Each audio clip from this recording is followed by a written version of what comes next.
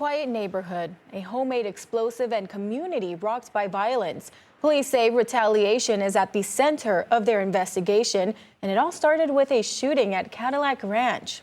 Thanks for joining us for the Fox 61 News at 10. I'm Priscilla Meza. A Derby man is now facing multiple charges accused of setting off a homemade explosive device in Griswold.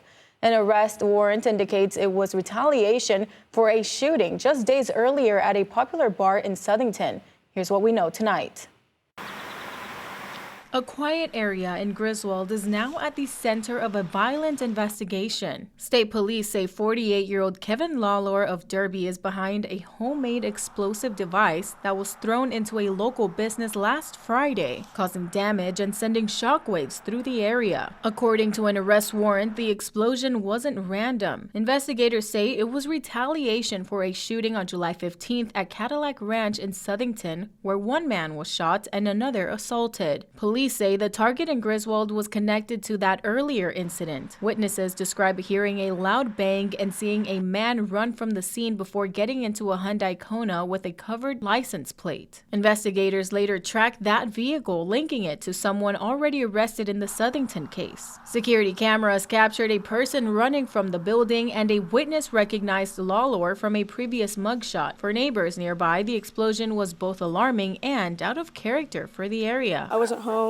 when it happened, but I had a friend come by to tend to my dog, and he was just like, yeah, there's a bunch of response vehicles out, like right at the bottom of the hill and all this, so obviously I was concerned. She says the neighborhood is usually quiet, making the incident even more unsettling. I mean, it's crazy that it happened because obviously not really much happens here. There aren't really many of us that live right here. Another neighbor who didn't want to go on camera told us he heard a loud explosion from his home. The business targeted, Bully Baggers and Son, is owned by a man police say was assaulted during the Southington incident. His attorney is now speaking out, saying in part, no one should leave a charity event with permanent injuries, and adding they plan to hold those responsible accountable.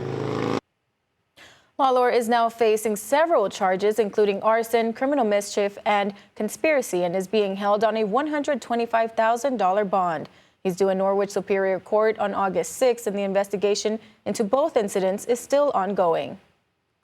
Well, good news, I heard this beautiful weather continues as we head into the weekend. Meteorologist Sam Sampieri is with us with the latest. Sam, this That's right. Absolutely gorgeous weekend on the way.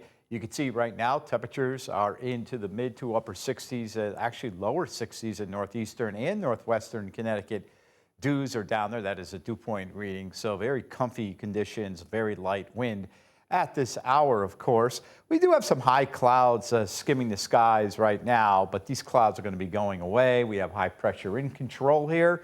A dual barrel of high. It's going to give us a beautiful weekend. So overnight, we'll bring those temperatures down into the 50s. It'll be comfy and cool.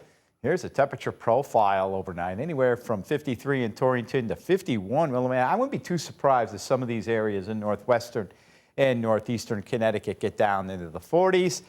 Here it is, Saturday, sunny, low humidity, highs in the upper 70s, lower 80s. Nice on your Sunday. Here's the temperature profile for Saturday. Absolutely gorgeous, bright sun, blue skies, temperatures in the upper 70s to lower 80s, a little bit cooler right along the beaches. Gorgeous for all outdoor activities this weekend. Coming up, I'll detail in more detail.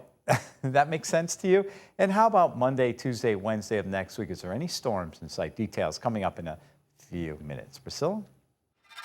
Thank you, Sam.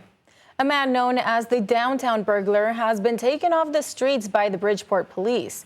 According to officials, 41-year-old Kenneth Johnson Blanc would break into the same building multiple times over a period of days, loading stolen property into his backpack and walking out. Police say one time he even rode out of a building on a bike he stole. Blanc has arrests for burglary and larceny dating back to 2010. New London police were called to an apartment complex on Hawthorne Drive just after 3 this afternoon, after reports that a shot had been fired from one apartment into a neighboring unit. As officers were securing the suspected apartment, one officer's gun accidentally discharged. Police say the apartment was empty and no one was hurt in either shooting. Both incidents remain under investigation. A jury in Waterbury found 48-year-old Felipe Ruano Duran guilty of kidnapping and sexual assault charges on Tuesday. Evidence showed that in 2023, Ruano Duran kidnapped a high school student at gunpoint while she was waiting for the city bus. He then sexually assaulted her in his car. Sentencing is scheduled for October 23rd. 80 people are without a home and 4 were hurt after a fire destroyed an apartment building in Danbury yesterday afternoon. The fire also led to a partial collapse of the building, leaving some families unable to return to their apartments. Fox 61's Alicia Hercules is in Danbury with how families are processing everything a day after the devastating fire.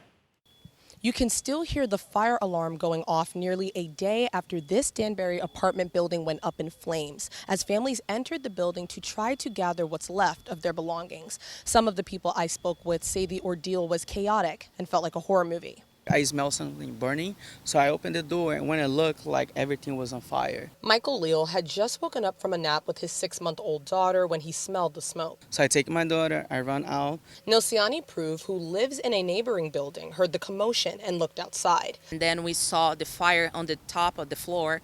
As she looked outside, she noticed Leal running from the building with his baby and decided she needed to help. And then I helped the guy with the baby and put him inside my place so the baby could be safe. Once his daughter was safe, Leal tried to go back into the apartment to rescue his dog. The moment I walk on the stairs and I open the door that goes to all the apartments, everything was like pitch black, like spread so fast. After being trapped in the burning building for more than an hour, the dog was rescued. The Danbury Fire Department received several calls reporting the fire at an apartment building on Sandpit Road. When fire crews arrived, they found a heavy fire and quickly upgraded it to a second alarm. About 60 firefighters responded to the blaze and managed to get it under control in about 2 hours. In a dramatic rescue, firefighters used a ladder to save someone who was stuck on their balcony as fire filled their apartment.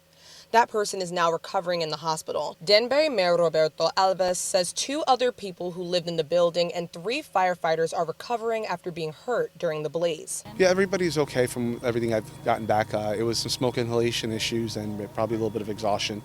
Alves says some families have now been allowed back into the building. One member of the household at a time is going in, accompanied by our fire marshal, to collect a bag of goods. We're asking them to collect important documents, anything they can carry out for the apartments that are safe. Since Leal's apartment has taken on heavy smoke and water damage, it's been deemed unsafe to enter. We most likely not going to be able to enter anytime soon because that's like the most affected area. After losing all his family's belongings in the fire, Leal says they have a long and difficult road ahead. It's a little bit hard to find a place around over here that accepts dogs. So it's going to be like a little battle for sure. The mayor says the city is working with the Red Cross to help the families who lost everything as the investigation continues.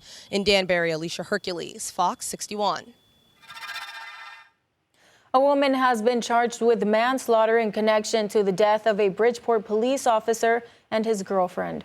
Danbury police said Melissa Ramirez was under the influence and speeding when she crashed into Cooper Whiteside and Brittany Islami on a motorcycle. The crash happened last Monday on July 13th in Danbury on Sugar Hollow Road. Whiteside and Islami were pronounced dead on scene.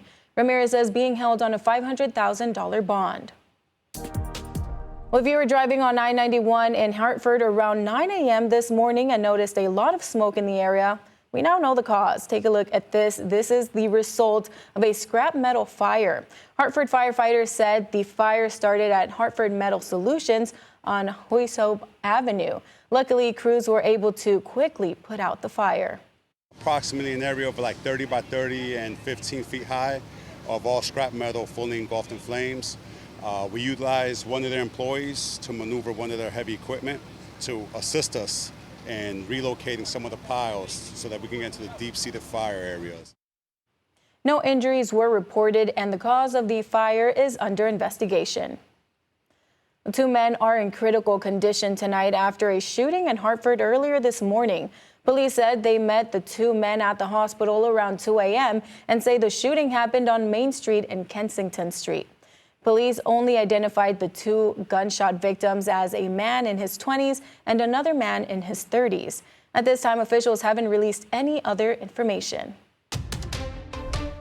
What is being done at the federal level to research, trace, and eradicate the cyclosporiasis outbreaks that have now hit 41 states? Some Connecticut lawmakers say not enough. With more than 60 reported cases right here in Connecticut, Senator Richard Blumenthal says he submitted a letter this week demanding answers from the Centers for Disease Control and Prevention.